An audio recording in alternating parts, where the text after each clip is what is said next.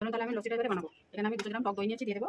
আমি কিন্তু বন্ধুরা এটা গ্রাইন্ডারে ঘোরাবো না, আমি হাতের সাহায্যে এটাকে বানাবো, খেতে আরও ভালো টেস্টি হবে।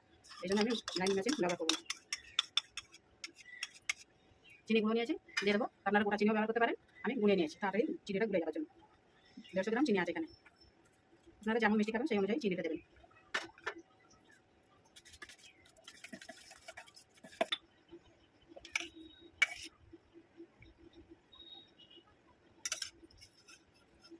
যে মশলাটা বানিয়ে রেখেছিলাম ওটা উপর থেকে একটু দিয়ে দেবো। এতে লস্যির স্বাদ আরও দ্বিগুণ বাড়িয়ে দেবে। এই জিরে গুঁড়ো, লবণ আছে, বিট লবণ আছে, চাট মশলা। এবার এখানে পেস্তা নিয়েছি আর কাজু দিয়েছি, একটু উপর থেকে দিয়ে দেবো।